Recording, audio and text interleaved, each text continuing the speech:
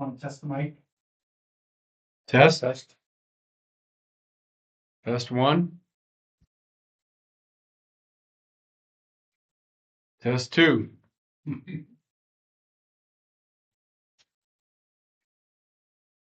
Test 3. Hello. No. There it comes. There's a little delay there. There's a broadcast delay. Just in case there's any profanity. Good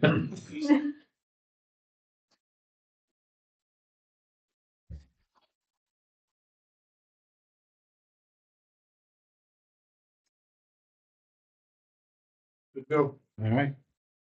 All right. Welcome to the April 18th public meeting to review the proposed enhancements to the land use ordinance. These planning board approved recommendations are the result of many months of review and deliberation. They've also been reviewed by the select board, and we've also had 2 previous public information hearings on these proposed ordinances. In the handouts that are available tonight, there's a summary of 3 categories that eventually will be on the town warrant during the June town meeting. The categories are 1, minor policy updates, 2, administrative updates, and both of those have been developed to eliminate confusion, improve efficiency, and address many issues that the planning board has experienced during the project review process. The 3rd is the codification process of the land use ordinance, which was an editorial and legal analysis identifying typographical and grammatical errors, as well as correcting outdated sections that were not in compliance with state law.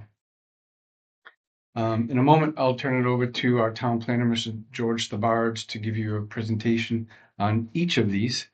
But just to go over kind of the process tonight, I'll open public comment during each presentation. Then I'll close public comment. After closing the public comments, the planning board will discuss what we've heard. And then after all 3 of those are complete, the public hearing will end. Our goal is to give a final final recommendation to the select board on April 1st in 2 weeks. The select board will make hopefully an approval of the final draft and warrant articles. That's scheduled for April 14th. And then the last public hearing to explain the proposed amendments will be on May 20th, or proposed to be for May 20th. And at that point, no changes will be made. It's just to let the public know what to expect during the town meeting.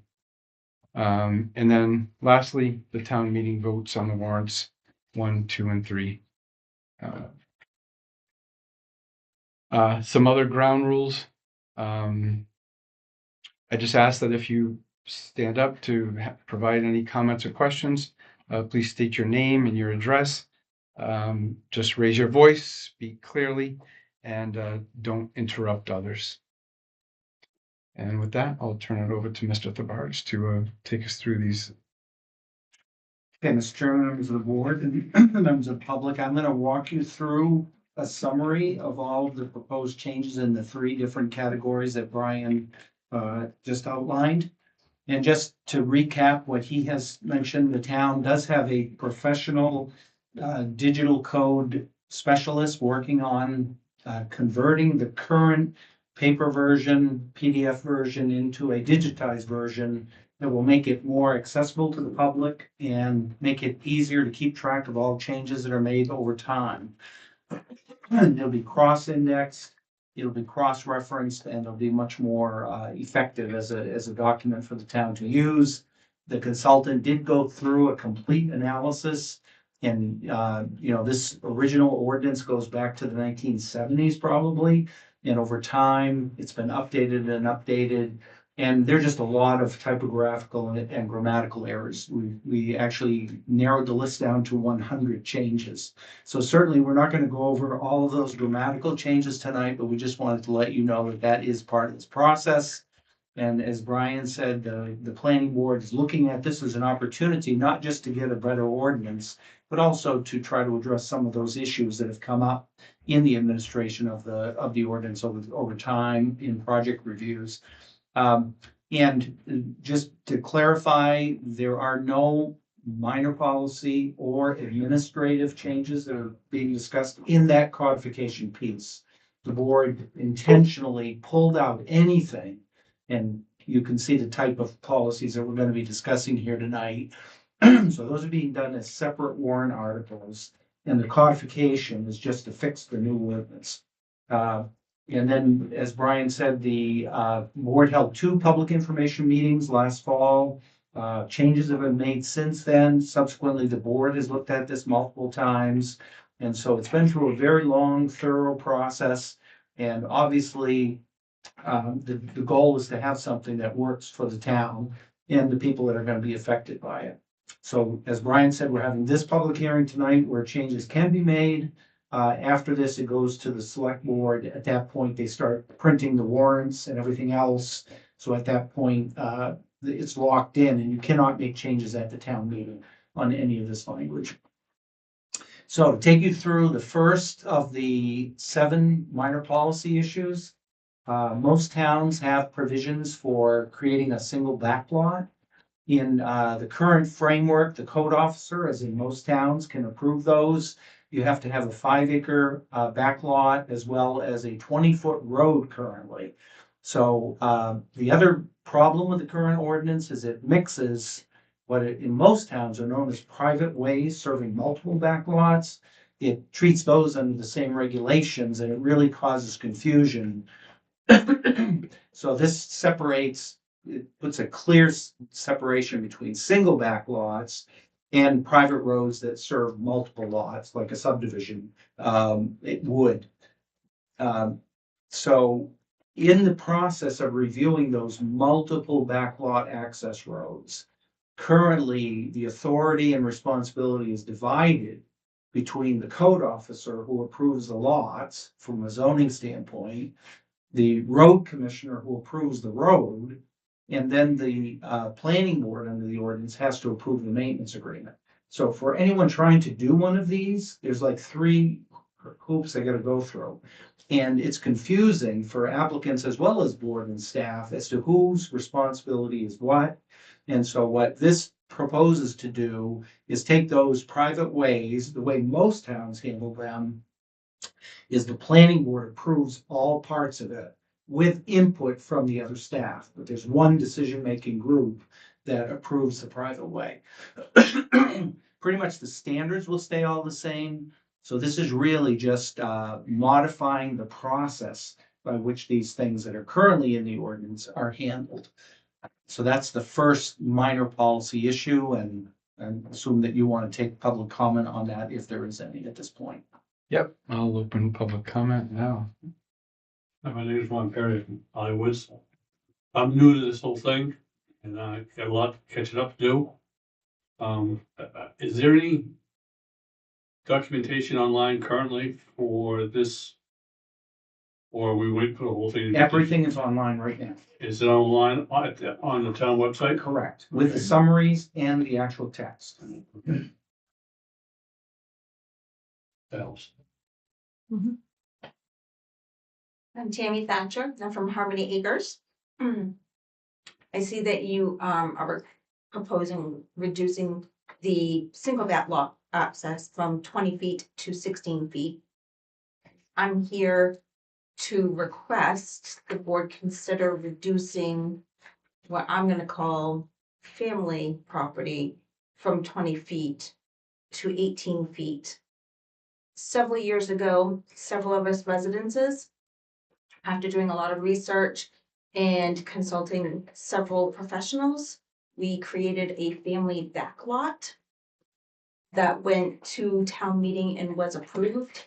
Unfortunately, that was taken away without my knowledge. I did not stay on top of things. Some concerns are being able to pass 2 cars in a driveway, fire department being able to access.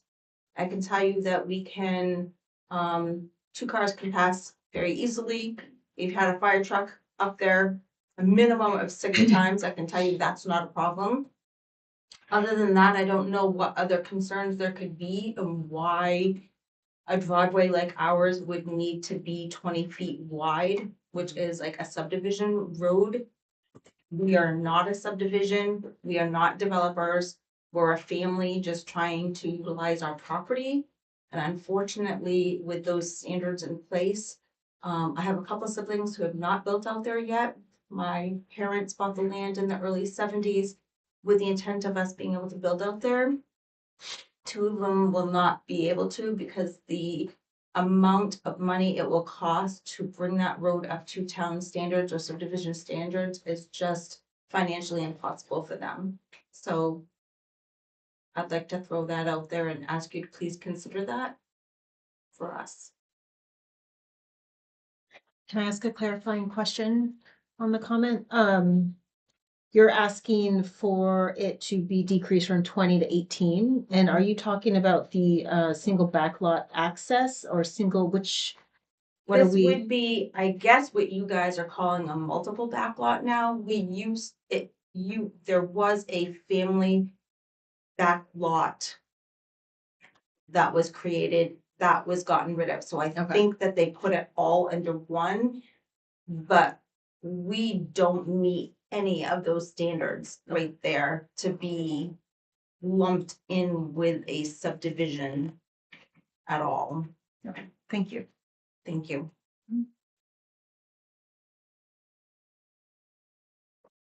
Any other public comment?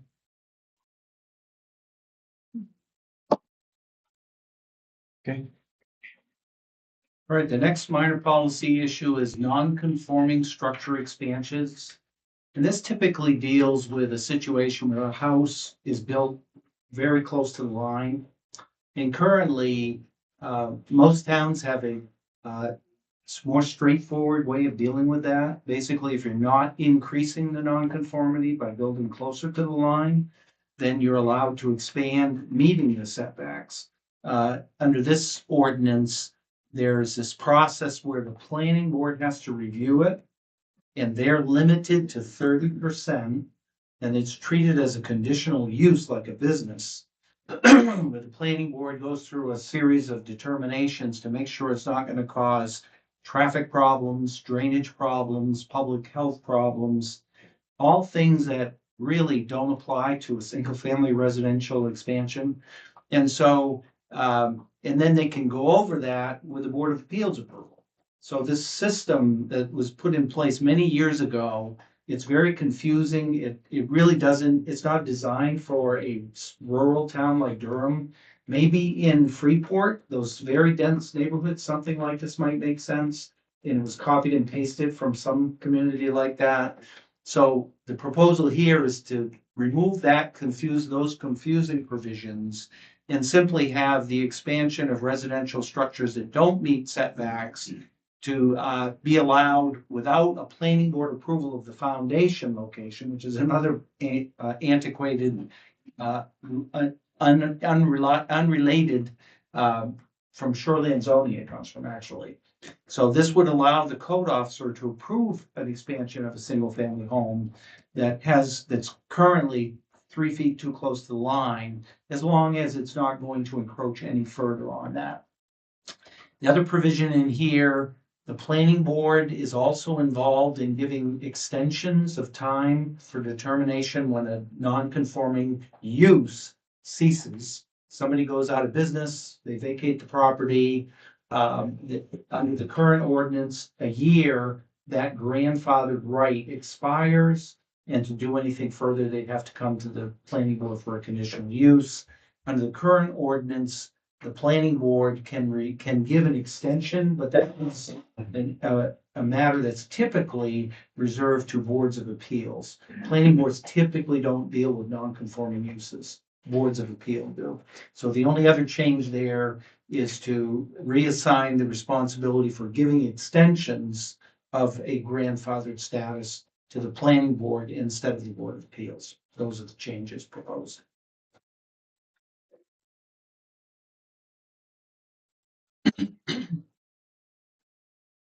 Any public comment on that?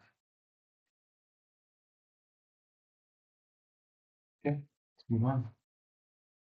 Minor policy issue number 3. Excuse me. Subdivision road buffer. Currently, as you see in the graphic on the lower left, if a developer puts in a subdivision along one of the town's roads, they have to preserve or install a 50-foot buffer between the development and the public road. But if the developer builds the road right next to a subdivision or an individual homeowner, there's no buffering requirement in the ordinance. So what this proposal is, it gives the planning board the discretionary authority to require a buffer if the road is coming very close to the line and there's not much screening between an existing house or a neighborhood. They can require the developer to install a buffer along that joint property line, just like they have to do on the public road. So that's an issue that we talked about. It has come up on at least a couple of subdivisions. And so the proposal now is to give the planning board, not automatic requirement, but if it's all woods, then there's no need for a screening. But if there's open views of a house, then the planning board can require that portion to be buffered.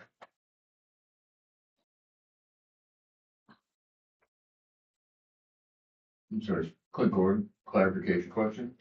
Who makes that determination The about plan- whether that vegetation is required? The planning board. Okay.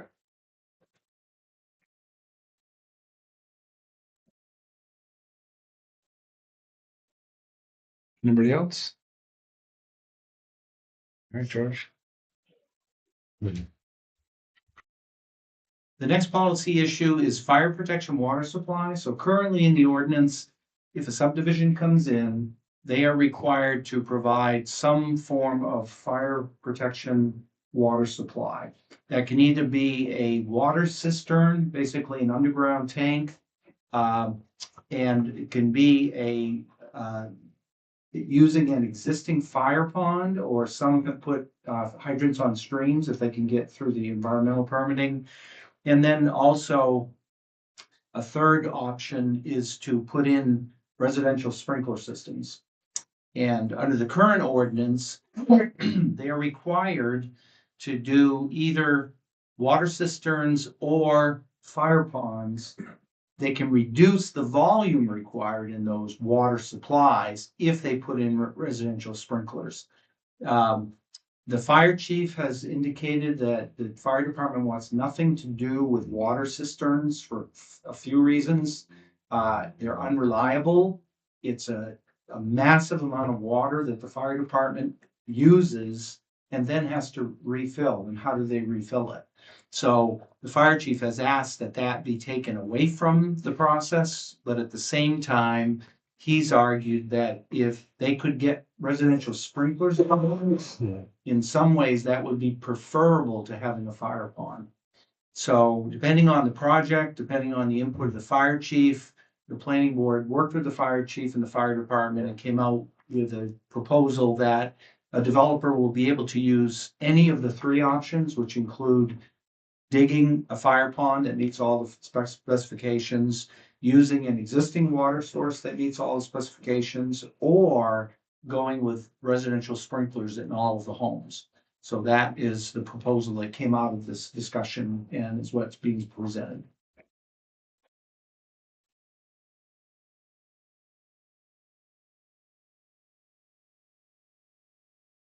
I see no comments. We're good? We can move on. Okay, the next one is marijuana growing facilities, also known as cannabis. And the town attorney, who has worked with multiple other towns on this issue, some of which do the full program of the opt-in, but Durham has not. And the intent here is not to start regulating cannabis facilities. So what the town attorney has pointed out is that there is apparently a loophole in the state law that if you have individual growers, which can either be individual users or care providers, they are exempt and allowed under state law to have their own personal business use or personal recreational use. The problem becomes if someone rents a facility or has a facility and they start renting out individual spaces to those exempt numbers, then practically it could be a fairly substantial operation. And there's nothing in our ordinance right now that speaks to this. And the town attorney, based on working with other communities, has recommended that the town put in place either a program to regulate those. She provided a fairly complicated and thorough licensing, inspections, the whole 9 yards. Durham just doesn't have the capacity to do that kind of administration or the intent to do it. So the purpose here is just simply to clearly define those what are known as aggregated growing facilities, put that definition into the ordinance, and then just clearly indicate that those are prohibited as a use in all districts in Durham. So that is the proposal. The intent is not to limit individual users in any way, shape, or form. If they're allowed under the state law, that will continue. In putting this together, we just wanted to try to make that clear. And I understand we've gotten some public input and feedback that it's not clear and may not be completely accurate. The only part of this that needs to be accurate legally is that definition and the prohibition in the different districts. So personal care is not what the town is getting involved in any way, shape, or form.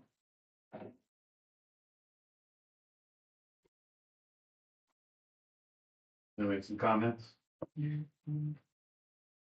Yeah, so my name's David Stevenson. I'm a caregiver, and have been since 2011. My wife and I, are a caregiver team. And I've been in touch with you, George. I said, yeah, so I appreciate you getting right back to me and, being willing to cooperate with a local business that's been operating here for a long time. I would just ask, and I think in your final email, you came up with some language that just said, it kind of would have the town reflect whatever the state, is going for, because there is, I think I mentioned LD 1897, which is more specifically for sun-grown, cultivators, and would allow up to 1,000 square feet of mature canopy. But they're just unable to grow from like December to March. The idea is that, the growing season's shorter but anyway, what I'm getting at is as long as the language, I think reflects that of the state, understand you don't want a bunch of grows, huge operations or illegal activity, but I think just, honoring what the state has come up with. And there are a number of caregivers in the town that, this is what they do for a living. So, definitely affects local businesses. So yeah, that's all I would ask. And I appreciate again your willingness to talk about it. And it doesn't seem like you guys want to help people that are local businesses that pay taxes and are abiding by the rules. So, yeah, I just think that if it goes by the state law and you're not having multiple caregivers stacking up, like I think a wife or people that live on the property, could all share a space, which I think is what the law allows. And yeah, anyways, that's my public comment. Also happy to answer any questions if there's any clarification needed to be known about the laws or.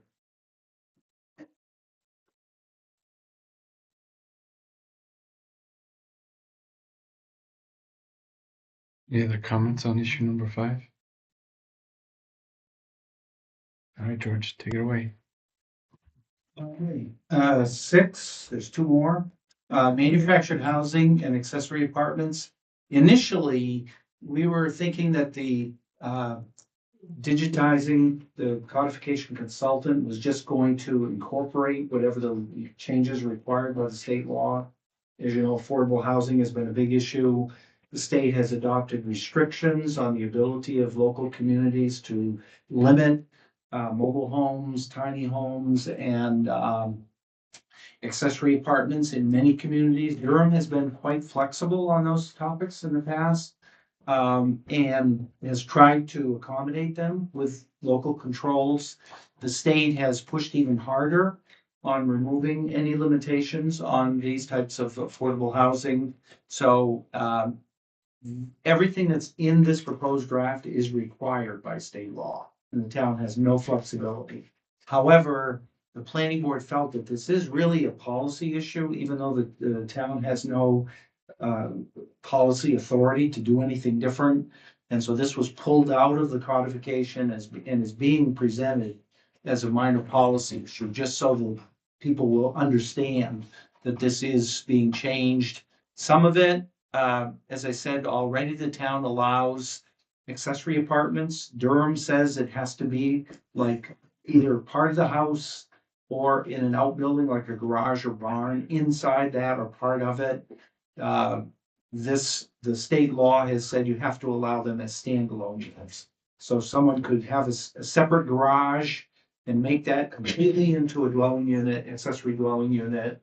That has to be allowed now. So based on input from the town attorney, as well as the codification consultants, those two changes allowing tiny homes as a standalone accessory unit, as well as accessory apartments other than tiny homes can be standalone. And mobile home parks, Durham pretty much has had an ordinance in effect for decades that doesn't meet the current state law. Durham requires a 1 acre lot for every mobile home in a mobile home park. It requires a subdivision road, 50-foot right of way with the same road width, and you have to have at least 20 acres. All of that is not allowed by state law. So this will simply take what is in the state law and put it into the land use ordinance, which the code officer has to go by that. And so that's pretty much, again, clearer allowances on tiny homes, accessory apartments, minor change, and then major change in the way the town regulates mobile home parks. And to date, I think there's been one in its history. There's one mobile home park. Whether the town could see more with the current housing situation, it's unclear, but the town has to go by what the state mandates on this issue.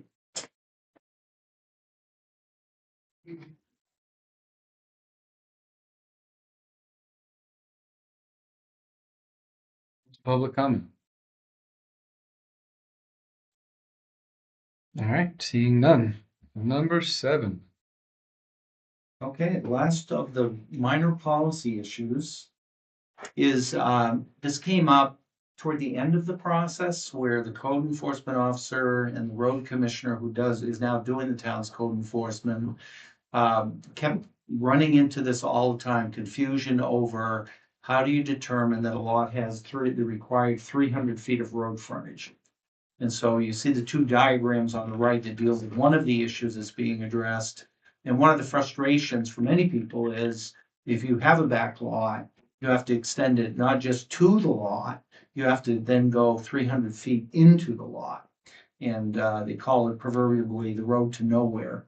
Now, part of the reason the towns have done this is to say eventually it'll be extended. But that's not really the intent of the backlot provision in Durham. So the right diagram shows how you could cut that length of road in half and meet the required frontage by counting all of the property lines around that turnaround. So that's one issue. Also, curved roads. You currently have to draw a straight line, which requires you to have more road frontage on the lot. So this will allow the arc of the curve to be included. There are lots that have, if it's 300 feet, you could have 295 feet on one road and 150 feet on the road beside it, and that does not meet the 300 feet of road frontage. So this will allow counting the frontage around on a corner lot. However, if you have a small pieces, 50 feet scattered around, but you only have 50 feet here in one spot, you can't use non-contiguous. So as long as it's contiguous, it will count whether it's a straight line or not, which will give more flexibility and make it a little bit easier.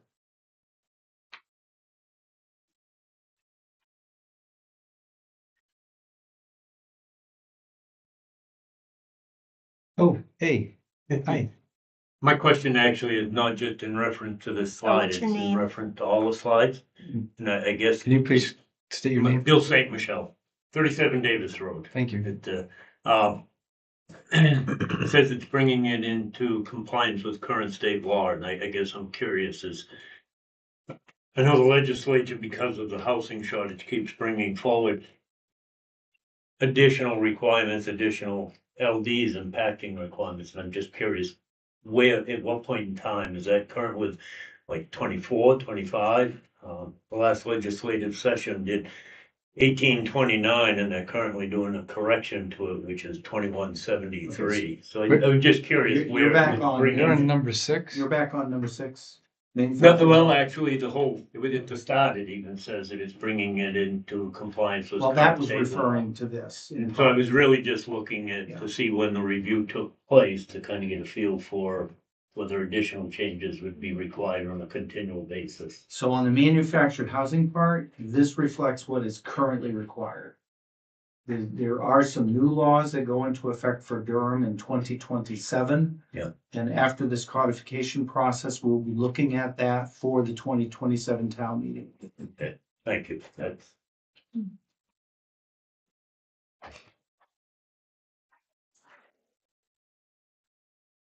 Any other public comments?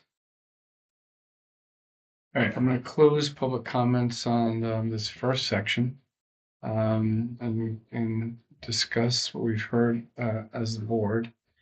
Going to go to the policy issue number 5, marijuana growing facilities. As we heard, there are a few comments from the public. A couple came in via email that George has addressed. And, again, we're not trying to hinder their business and make sure that they're just complying with state law. And I think the adjustments that George has made, and we'll see those in the final version, won't hinder what's happening. I didn't hear any opposition to that tonight. Any other comments there? I No, have- it sounds like they just want to make sure that we're not trying to regulate beyond state law. So. Exactly. Yep, exactly. And then the other comment was, Sorry, I do have one Oh, comment yeah. on the cannabis one. That just something I noticed, that the spelling of the word aggregated is wrong. So just like a easy fix there. Thank you. Yeah. put that through the See, codification. AI isn't all it's cracked up to be. No, it's not. Sorry, go ahead. All set on that one. The other comment we heard was about reducing the Batlock access road from 20 to 18. We've just struggled with this for so long. We've been back and forth and had plenty of discussion with the fire chief about this. I think there are other avenues that development can take if they want to make a case for reducing the width of the driveway, but I think we need to stick with what we have here today. Again, we've had a lot of input from developers, public, fire chief, and the road commissioner to not make the change from 20 to 18. I think, one of the items that we have talked about on that is, even though it's family, maybe building multiple homes on that back lot, unfortunately, it doesn't always stay family. And then you have an issue with, you have new owners in there. We've seen it happen in the town. And then it becomes a struggle with everybody abiding by the same rules. When it isn't family, it can get pretty contentious.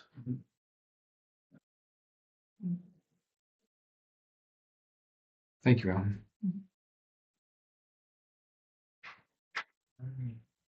All right. So let's move on to section 2. So section 2 are the administrative changes. Again, these are not policy changes in our consideration. They're simply addressing issues that have come up, just practical things as opposed to policy things. We'll give you some examples.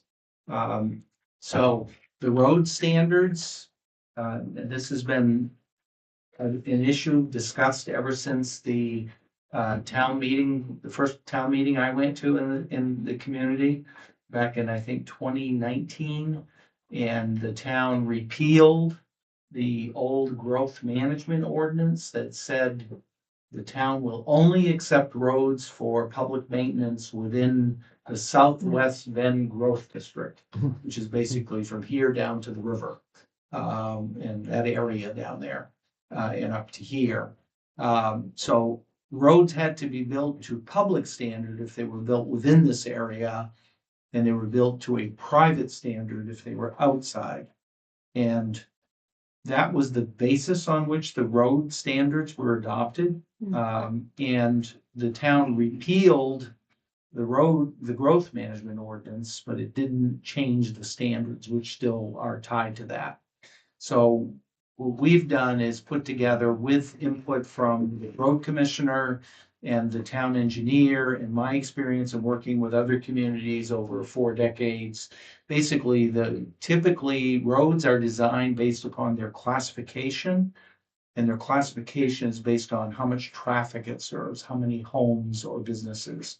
So this retools from public, private to road classification based on use. And it proposes adding a third class. Right now, you have the 20-foot road for smaller developments, a 22-foot road for larger ones. And you could have a situation in Durham where a very large subdivision comes in, or the interconnection of multiple smaller subdivisions. And going with a 60-foot right of way and a 24-foot gives you opportunity to put in bike lanes and pedestrian connections as well. So the likelihood of you seeing a subcollector is still pretty limited. But right now, you're having subdivisions that are connecting that cumulatively make up a lot more traffic need. And so this kind of plans for the future by making that provision available. But most of the roads will still be, if it's a minor local, I think that's serving up to 12 homes, it can be to the 20 feet. And if it goes beyond that, it has to be 22 feet. And then once you get up to 100 homes or so, you have to put in the subcollector. Again, that won't be happening anytime soon, but the town needs to have that available in case something does come in. The town engineer right now, 4-foot shoulders for public roads. Again, the town doesn't do public roads, and so he recommended just going consistently with 2-foot shoulders. Currently, in order for you to get a building permit in a new subdivision, under the ordinance, the entire road has to be built and completed except for the paving. A lot of times people are putting in foundations during the development.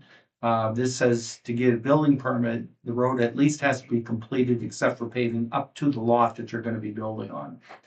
And then, currently, if you're doing only 3 lots in a subdivision, you can do a gravel road. And then what happens if that gets extended, it came up a couple of times, it doesn't make any sense to have the first 300 feet gravel and then put a paved road on the end of it. So this says if you trigger a paved road, it gets paved all the way. And then the town road commissioner has said that the current mix of 6 inches of aggregate base and 12 inches of aggregate subbase doesn't make sense based on MDOT standards. And he proposed that the town just say simply 3 inches of surface gravel and 15 inches, same thickness, but the gravel they use, this is how developers actually do it now. And then finally, another outdated provision is zinc coated metal pipes. They don't do that anymore. And so this upgrades that. So again, the town road commissioner and the town peer review engineer, Goral Palmer, went down through all of the standards, and we incorporated many of their recommendations. And so these will be updated. Again, not a policy issue, but just a performance issue. All right, I'll open public comment to this second section, administrative changes. Any comments on number 1?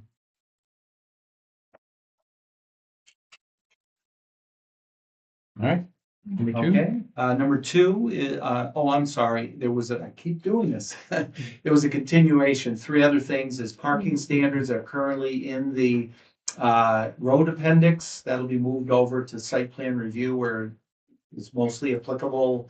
And the people putting in driveways at the end of a road on a turnaround can create problems for plowing and drainage. Any driveways there will have to be approved by the road commissioner. And then finally, putting consistent site distances, safe site distances for road entrances, following the DOT standards. And for driveways, currently, the ordinance says you need a driveway permit for town roads. So the question is a town road a road in the town? Is it a road that the town maintains? What does that mean? So it's been confusing for the road commissioner and has not consistently applied driveway permits across the board.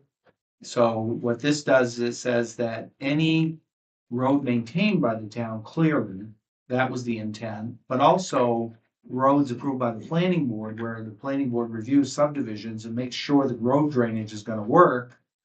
If nobody inspects the driveway installations and the culverts that they put in mess it up, then that's a subdivision issue. So any road either maintained by the town or approved by the planning board, they'll have to get a driveway permit. The town does not want to issue driveway permits on state roads, and MDOT does that. So they're gonna do that. You have no jurisdiction there. And so having a duplicative permitting process makes no sense. Again, just adopting the MDOT standards for safe site distances. Currently, you can have a 10% grade on your driveway right down to the road pavement. And if you've ever seen a steep driveway like that, not only is snow plowing a nightmare, but skiing downhill in your car onto the roadway is also an issue. So most towns have 3% within the road right of way, which gives you a landing zone to come down or to get up onto before you enter the roadway. And so that is an upgrade. The angle of the intersection, which is an issue of when you're coming out, you don't shoot out onto the road without looking. Currently, the ordinance says if less than 75-degree angle, 90 degrees perpendicular, you can go up to 75 degrees or down to 75 degrees, but anything more than that, it's going to be dangerous, and the road commissioner shouldn't be approving that. So this says 75 is the minimum.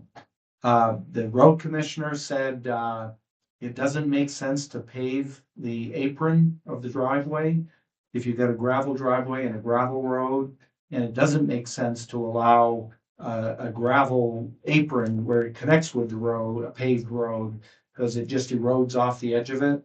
So his proposal was to say, if the road is paved, you have to pave the entrance of the driveway within the right of way. If it's gravel, you don't. That's the proposal. The consultant pointed out, you got erosion control standards and the driveway standards, and you got them elsewhere in the ordinance. This just references the other reference to erosion controls. And I'm pretty sure this one does not have a second page, so. Confirmed.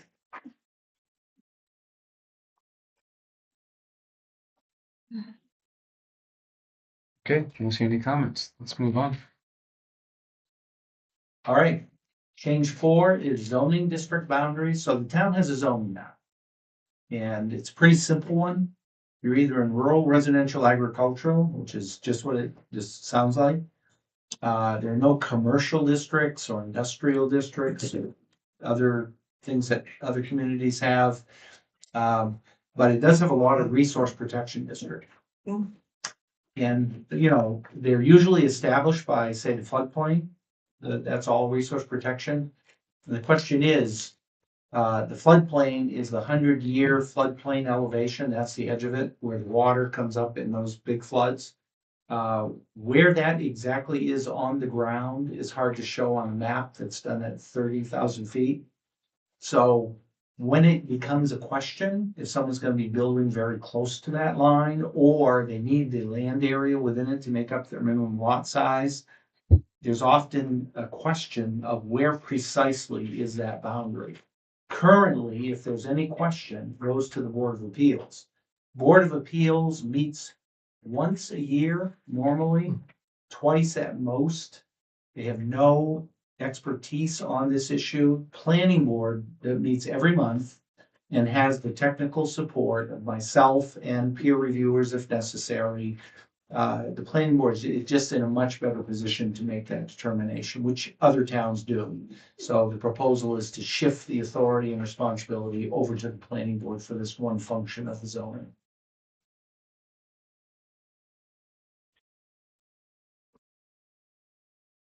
Any public comment on number 4? All right, number 5 is solid waste containers. I know that's a hot button issue, and I don't want to get people riled up tonight. But the planning board has had a concern with a subdivision going in, and it's not clear what Casella's policy is on picking up the trash. And so some subdivisions on very busy roads have had people putting their containers out on the state highway. 50-mile-an-hour speed limit, and that's obviously a safety hazard for the people putting them out and for people driving and having those things fall into the roadway. So the board, we reviewed the issue, researched it, and came out with, if you think about it, if you're in South Portland or someplace like that and you have to get your water connected, you get what they call a readiness to serve, where you go to the water district, they look at what you're doing, make sure they can serve you, and then they give you an official letter saying, yes, if this is issued, we will let them connect. So the idea is to say to a developer, you need to go to Casella, make sure they can serve your subdivision with your design and get a letter from them saying that if you build it, we will serve it. So that's called a readiness to serve, which we're going to put into the ordinance. Now, if they say, no, we can't issue it for whatever reason, then the developer will have to come up with a plan. Right now, there's no requirement for a plan. They could put the containers anywhere. So at that point, they'd either hire a private hauler to go in and do it, or they could create a dumpster bin with, say, for the whole subdivision, with two or three dumpsters enclosed, and contract with a commercial hauler to come once a week and take it. So whatever they're gonna do, they just have to have a plan. Because the planning board has said, we've got to stop putting containers out on these busy roads. So I'm not a developer, nor do I have a plan to be. I'm sorry, could you please? Tammy Thatcher, Harmony Acres. Thank you. However, for those that are and paying town taxes, it seems unfair that you would have to pay the taxes and also pay for those other things. Like I said, I'm not a developer, but being a devil's advocate.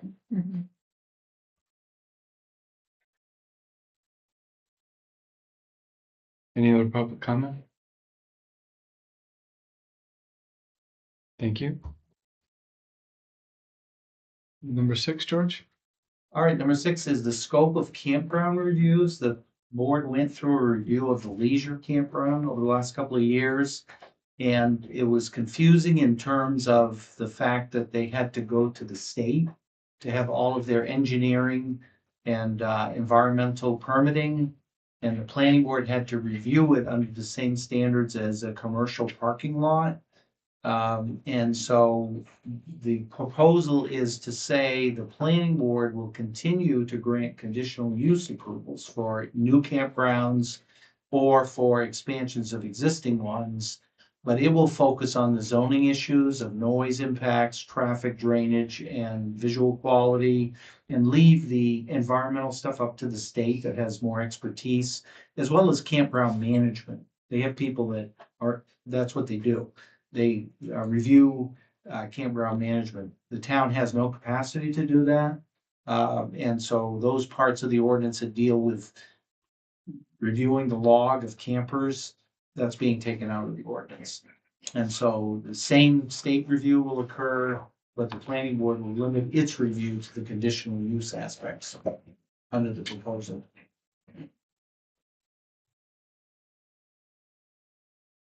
Clint Gordon, 364 Cedar Pond. So under site plan review, it says campground management monitoring is now exempt from the site plan review. Who does that function? The state of Maine campground inspectors. Okay, thank you.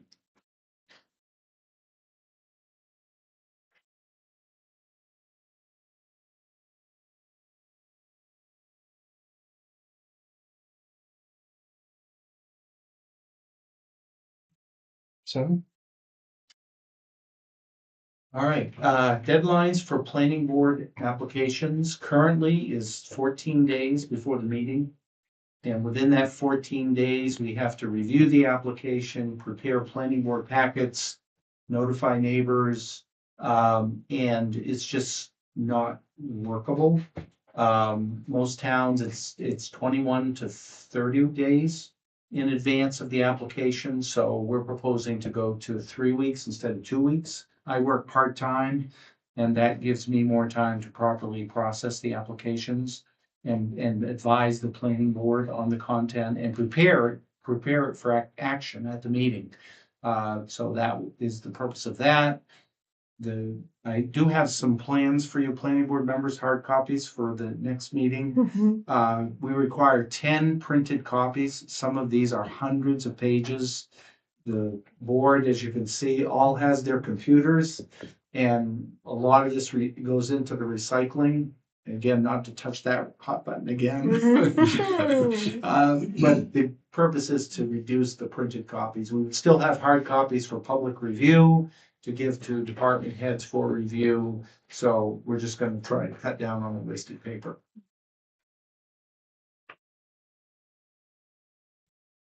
yay. Any public comment on that? All right, number 8. Okay, so ordinance corrections. Right now, if you look in your online and you open the land use ordinance digital form and you go to the definitions, you will find that there are 2 number 75s because the numbering got messed up. And under the current ordinance, that requires a town meeting vote to correct that. So the intent of this is to give the select board opportunity to correct clear errors in the text, as opposed to have to wait for the town meeting, cross references, those sorts of things. So the intent is not to allow them to make any substantive changes. And the town, that'll be screened by the planning board as a safeguard, as well as the town attorney, to make sure that these are simple corrections and are not substantively changing policies adopted at town meeting.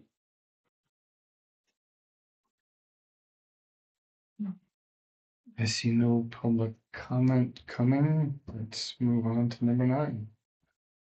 Proof of payment of 8. taxes. We've had developers come in who haven't paid their taxes on a subdivision lot for 2 years. They're waiting to complete the subdivision and then have the lot purchasers pay the back taxes. That doesn't really work well for a number of reasons, obviously.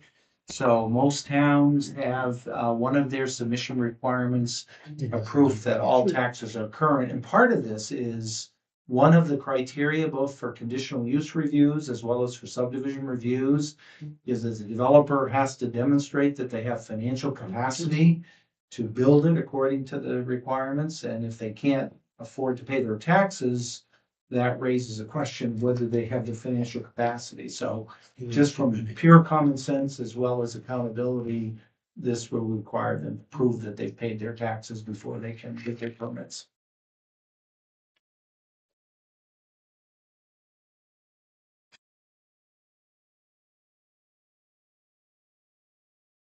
I'd like to make just a quick comment, not a big deal at all, but I think our proposed changes, the ordinance changes are correct. And the numbering that we have online are correct. I think in here, we added, remember that one that flipped over to the next page? Mhm. I think we added that as an extra Yeah. number, so Just the change numbering's to- off. Yeah. Okay. But what's So- online is correct. Right. Thank you. Just wanted to note that. Thank you, Juliet. Yep.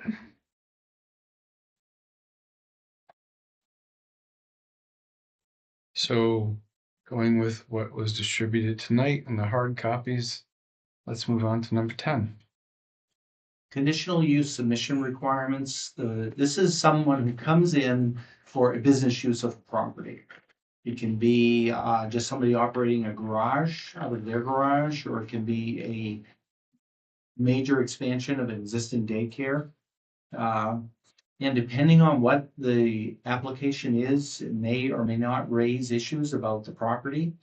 And so the planning board had, for my first few rounds, expressed frustration with developers, applicants for conditional use coming in, and really just not having any information on which the board to base its decision.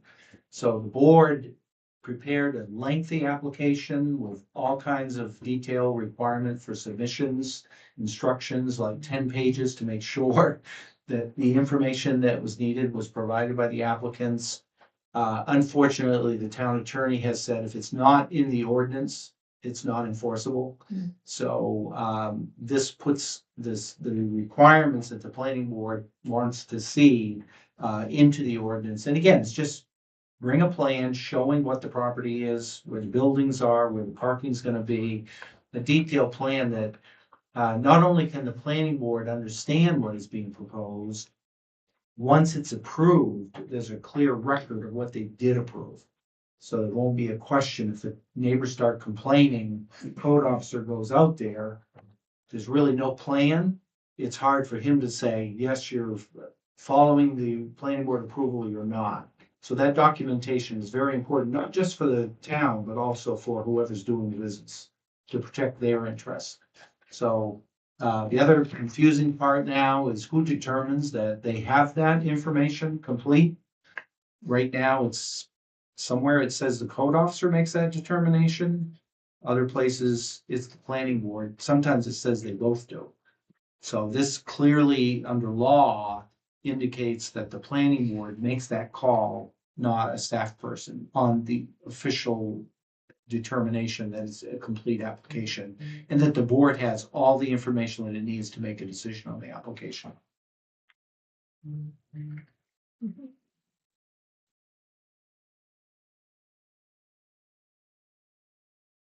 Any challenges to that process?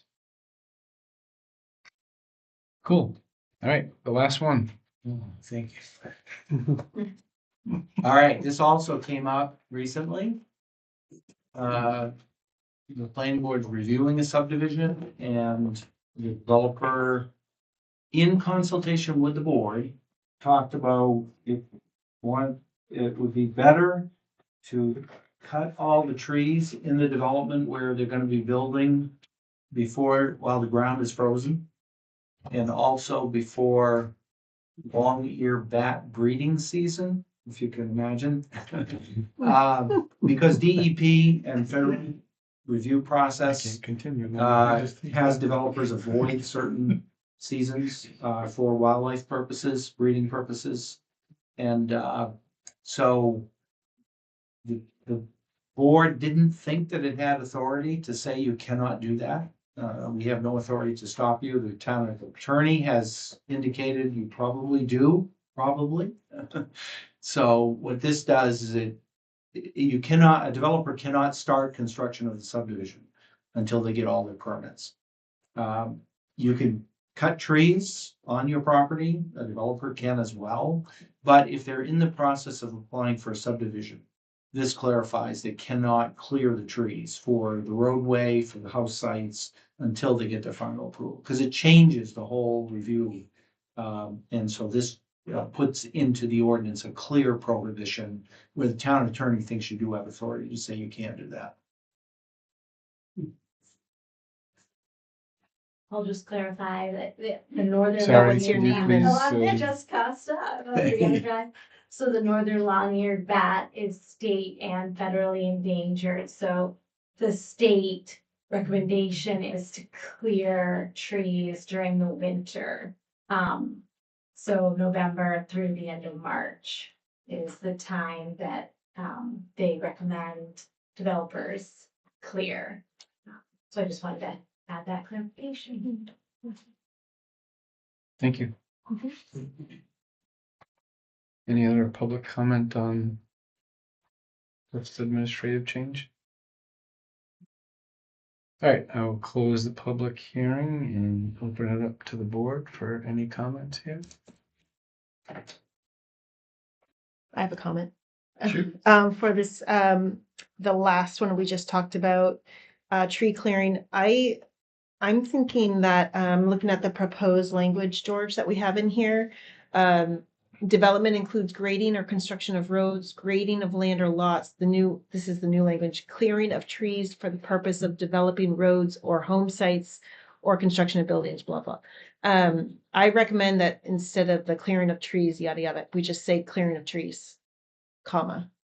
So that way it's any, and for any reason, right? It can be for roads, it can be for utilities, it can be for house lots.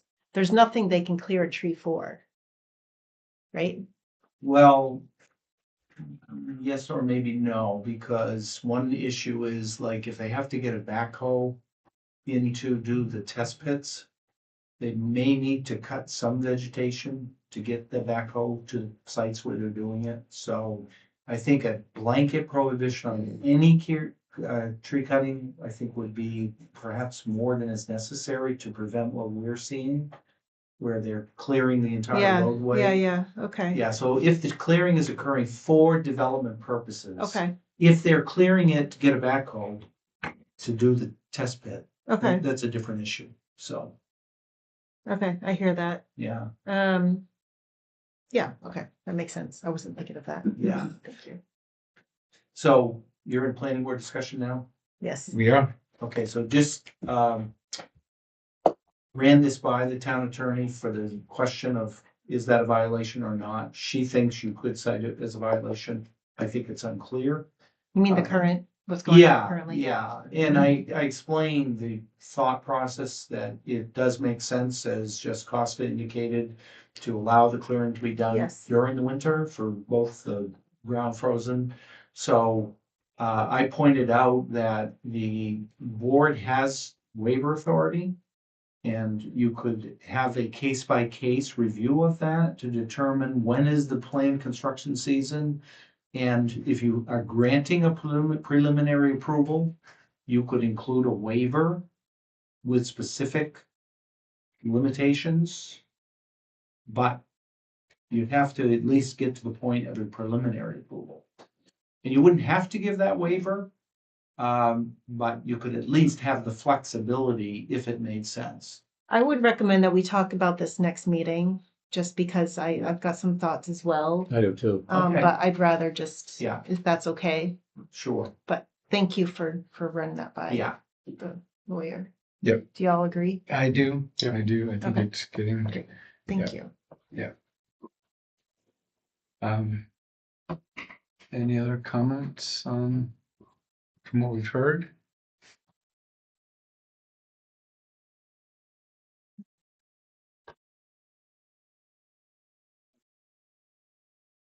All right, I'm gonna open the public hearing for the third part, the codification process.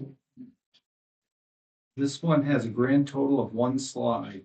Just one? Yeah. Well, no. And the title slide. So, we've already discussed it, and, this slide just indicates why it's being done again for accuracy, consistency, and again, to reiterate that all of the minor policies have been pulled out and are being treated under the separate warrant article, part 1, as well as the administrative changes that we've gone over tonight. So the codification itself has 100 corrections that will correct typographical errors, grammatical issues, and also updated in terms of state citations. So for a junkyard license, the statutes have changed 3 times since it was cited. So it does all that kind of stuff. So that is really and the town spent, I think, around $11,000 to get this thing codified. So when the planning board started this process, we wanted to make sure that we didn't raise any controversial issues that would jeopardize that investment of the town in that digitizing process. And if anybody has looked at the town website and looked at the property maps that are on there now, that's the kind of modernization that is long overdue for Durham. And so this is just part of that process.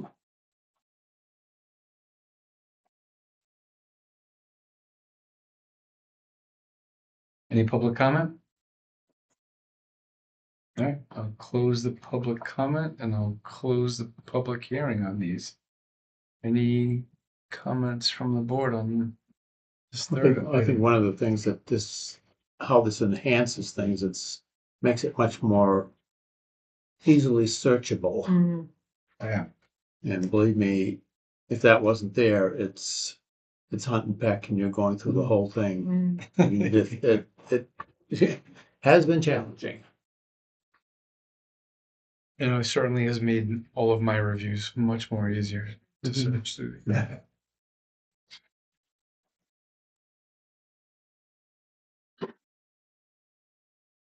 I was just gonna look and see if that one spelling change or error I found was in here. Not a big deal at all. I'll look and let you know. For the rest of us. Yeah. I mean, So the aggregated is aggravating. But how do you spell it?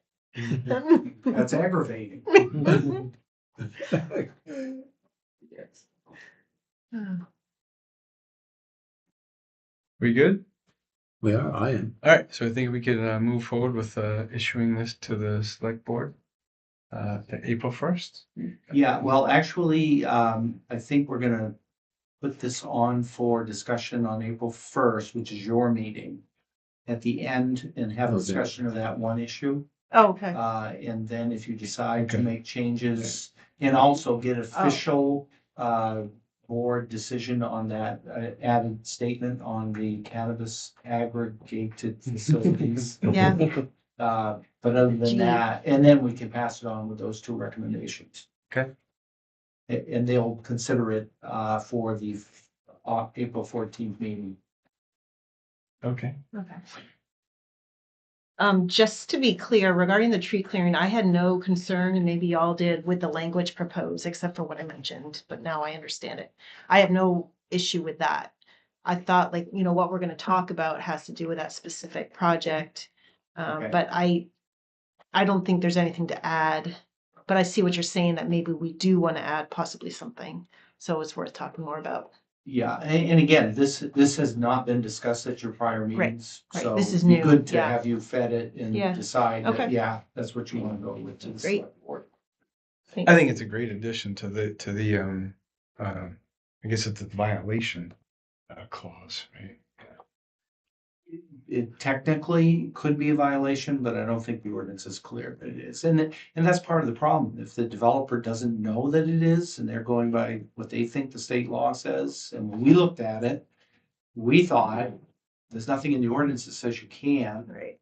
But she's saying if you took the position, she would support it. then it Okay. is a violation. Okay. Because, I mean, clearly the purpose of it is development. Right. It'd Yeah, I be don't hard want to get argue. into specific Yeah. applicants, but I think the added language is Mhm. really good. I agree. Again, a lot of this is based on what we've seen in the past and trying to correct issues that come up frequently, right? And Yeah. avoid complications and misinterpretations. Mhm. So, Yep. All right, I think. Did you want to have a quick discussion about agendas, long agendas? We could. Do we need to for the next one? Yeah. Um, All right, what's up? yeah, shoot. Okay. Yeah, no. Are you George, not gonna George be and here? I meet a day Yeah. before each meeting just to make sure we're on the same page. And we were talking about the April 1st meeting Mhm. and the agenda. Previously, the prior chair kind of was cutting things off at a certain time. Yep. And so I was thinking that was something that we all had agreed to. Mm. I'm not opposed to late meetings at all, but the April 1st agenda is looking pretty heavy. I don't know where you wanted to go with this, whether or Well, not you just want to to, keep timelines. if you look at the agendas of like South Portland and Falmouth, where I worked for many years, it's not unusual to have 10 agenda items. Hmm. And there's no way you can get through. When I was the planner for Falmouth, their meeting started at 7 and they had a cutoff time of 10:30. But I was there one morning till 2 o'clock in the morning. So you can't function at on that basis in reviewing development applications. So what they eventually did was they adopted a 10:30 rule. And what the rule was, they put the first come, first serve on the agenda, which we're doing. Yeah. And then at 10 o'clock, they look at where they are on the agenda. And they decide at that point whether to take up any new items after 10:30, which is almost always no.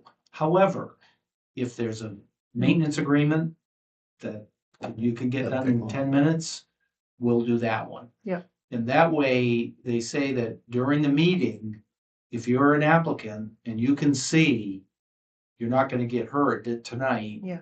Go to the staff, tell them you're leaving. You will be first on the agenda for the next meeting, or again, first come, first serve. So it gives some predictability to the process, because a lot of times they're bringing in their development team at $600 an hour for that team to sit there all night and then not get heard. Yeah. So that was the process. So you may want to, things are really starting to get busy. Yeah. We've got big applications and lots of them coming. Okay. So the idea would be to have a more predictable process. So what you could do is pretty much, we could draft that as a process like we did for the inclement weather. Mm-hmm. And really make it known to applicants if we Mhm. see a real big agenda. And then what you could do is have a protocol for how you handle it, like I just described. You could say, meeting is 6:30, and at 8:30, at 8 o'clock, the board will look at where it is on the agenda and make a determination whether to take up any new items. And the chairman can announce this at the beginning of the meeting. Again, this is so that if you have a lengthy agenda, you know you're not gonna get through. Mm-hmm. You have an effective way to deal with that that's fair to applicants as well as yourselves. And then again, you could say, okay, we're only gonna take up this item after 8:30. Yeah. And we're not gonna go past 9, Right. something along those lines. Yeah. And then we could make that known to applicants when they say, we're 7 on this agenda. What, are we gonna get heard? Yeah. I could explain to them, here's the process. Mhm. And then at that point, you can either just they automatically go to the following month's agenda, or you could decide at that meeting whether to continue the meeting the following week. So those would be The your following options. week. Yeah, we could just continue, you can continue the meeting as Yeah. long as you announce it at the meeting. So you could say, we will continue this meeting. Yeah. for these applicants next Wednesday. No new applications will be considered at that meeting. Yep, yep.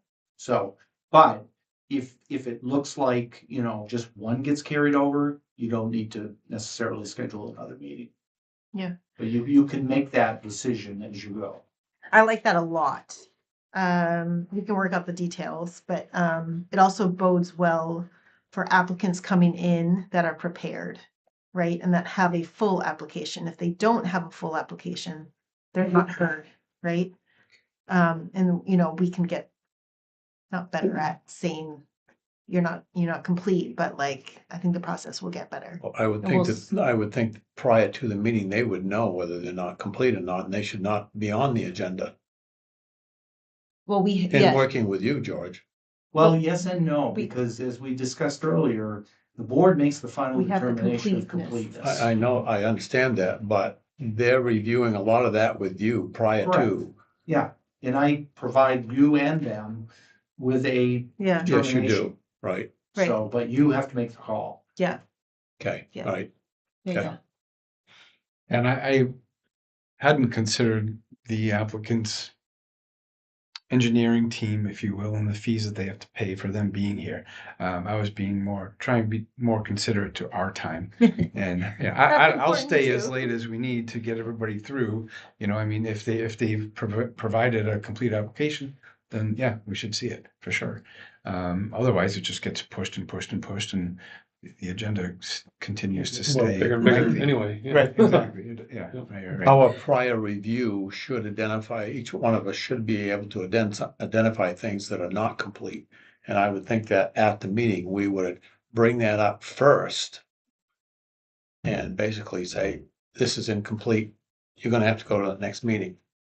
And state what is incomplete. Yep. And that would expedite that meeting anyway. So should we ask George to draft something that we could look at to? Well, he's already doing that. He's already providing some shortcomings of the applicant. But No, it's up to us to say, this is incomplete. And because it is, and it has been identified to us, we think we've identified it to the applicant and we're gonna have to move you out for another month. I thought you were talking about the process. Yeah, yeah. The process, like the weather announcement. Oh, Not Meeting announcement, but the- continuation Right, policy. Yeah. Oh, okay, I Policy got you. piece. Okay, But yeah, I think George I already hear you provides us. loud and clear. That's Yeah. exactly how. yeah. Mhm. it I should mean, work. if we know something's incomplete, let's not discuss all the things that are complete. Cause that's just slowing us down. So I will draft a continuation policy for you, meeting continuation policy for you to consider. Great. Thank you. Yeah, it's good. Yeah. We don't have that policy now, but April 1st is going to be pretty heavy. Okay. Fool's Day. Just kidding. Short agenda. And it is April Fool's Day. Yeah. It is. We're just kidding. Does anybody have anything else they want to discuss tonight? I don't. Thank you all for your work. Yeah. Thank you Thank you for for coming. attending. Thanks. We need a motion. No, we're fine. All You right. want to turn the mic off, right? Yeah, there's a power button on the side. There you go. That should be a power button right there.